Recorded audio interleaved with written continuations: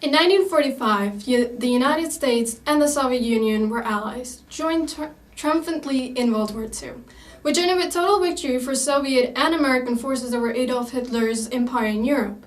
Within a few years, however, wartime allies became mortal enemies, locked in a global struggle, military, political, and ideologically, to prevail in a new Cold War.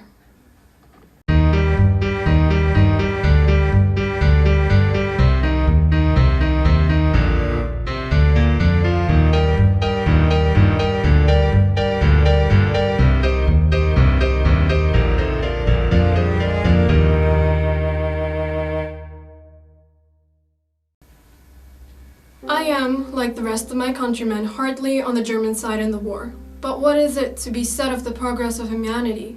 Here are the nations still ready to slaughter each other at the command of one miserable wretch whose entrust it is to set them fighting.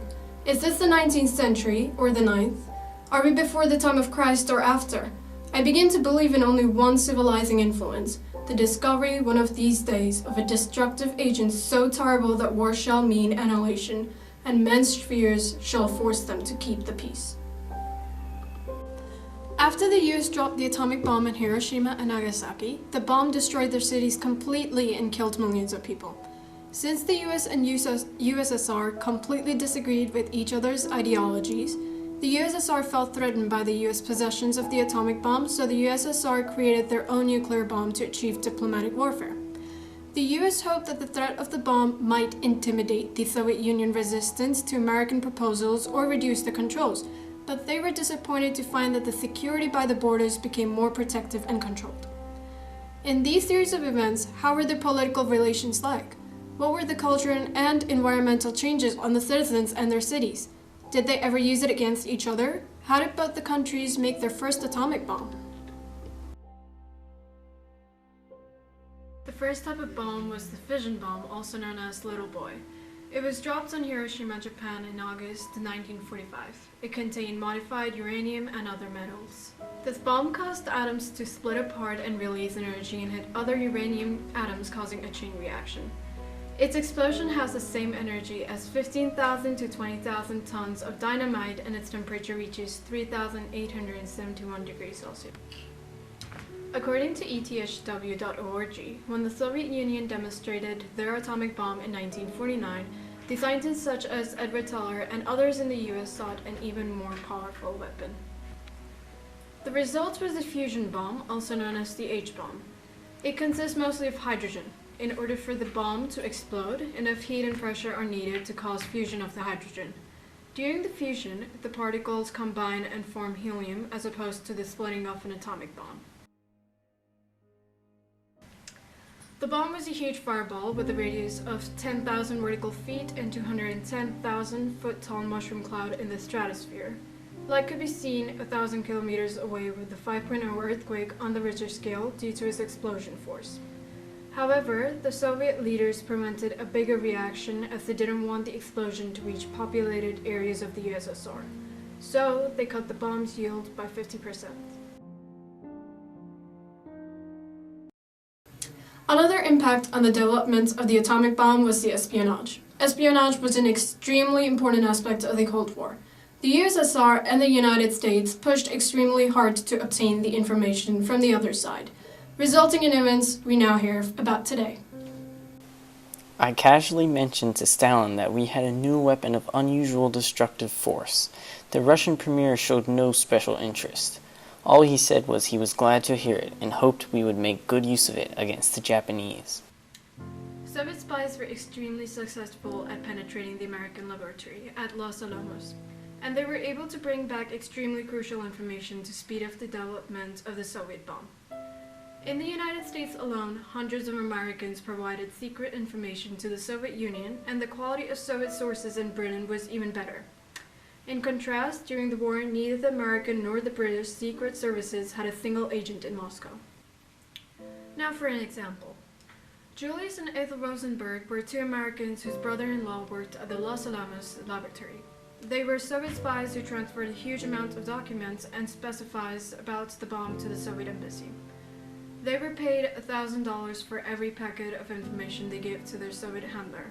They were essentially found out and were executed on June 19, 1953. Klaus Fuchs was also a spy whose espionage was discovered in 1950. It is believed that his findings about the bomb in the US were essential to the USSR, as stated by many historians. Fuchs alone has influenced the safety of more people and accomplished greater damage than any other spy, not only in the history of the United States, but in the history of nations.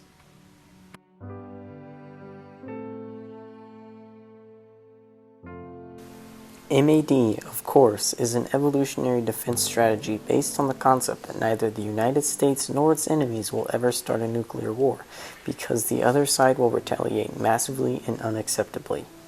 MAD is a product of the 1950s U.S. doctrine of massive retaliation, and despite attempts to redefine it in contemporary terms like flexible response and nuclear deterrence, it has remained the central theme of American defense planning for well over 3 decades. In short, if one country fires first, it is simply the second one to lose. The actual use of atomic arsenals was therefore deterred by the simple fact that, if used, nobody would win. As Richard Nell above said, deterrence was the bedrock of US Cold War policy, and nuclear weapons were the mean of this deterrence. Following what Nixon wrote in his book, The Real War, the US only maintained their nuclear arsenal because Soviets had it too. Atomic weapons were maintained for defense, while in the USSR they kept arms to achieve strategic superiority. The imbalance of intentions affects the balance of power. It gives the Soviets the aggressor's edge.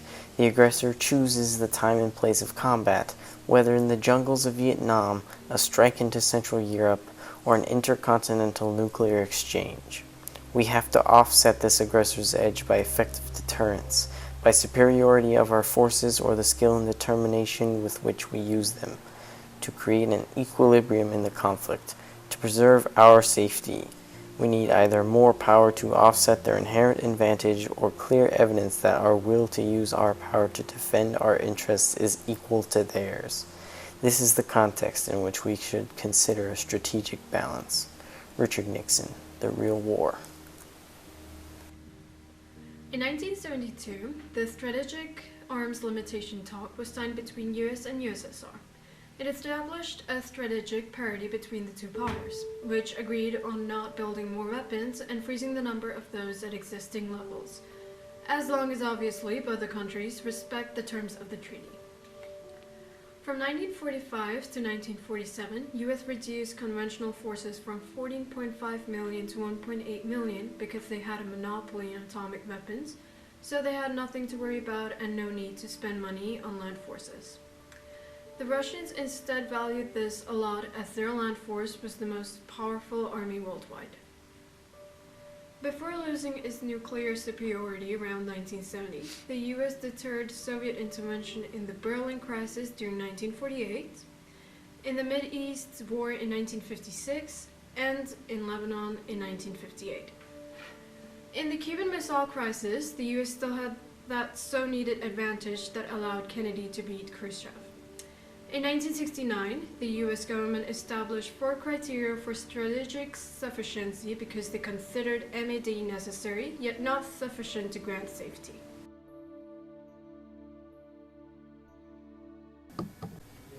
I will have to guess the author of this document, and I will have 2 tries to do it, and if I fail the first try, then I will get a hint. Today I can inform you of the following. Blank has made a decision on reducing its armed forces. In the next 2 years, their numerical strength will be reduced by 500,000 persons, and the volume of conventional arms will also be cut considerably. These reductions will be made on a unilateral basis, unconnected with negotiations on the mandate for the Vienna meeting.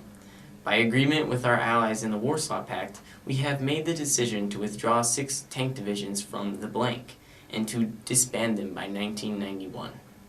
Assault landing formations and units, and a number of others, including assault river crossing forces with their armaments and combat equipment, will also be withdrawn from the groups of Soviet forces situated in those countries. The blank forces situated in those countries will be cut by 50,000 persons, and their arms by 5,000 tanks. All remaining blank structures, divisions on the territory of our allies will be reorganized. They will be given a different structure from today's. which will become unambiguously defensive after the removal of a large number of their tanks. So, I honestly have no idea who this could be. It says Warsaw Pact and it says Soviet a lot, so I'm going to go with Joseph Stalin. Is that correct? You are incorrect. I'm wrong? What's my hint? Soviet leader sometime after Cuban Missile Crisis. Could that be, what's his name? Khrushchev? You have failed. Aw.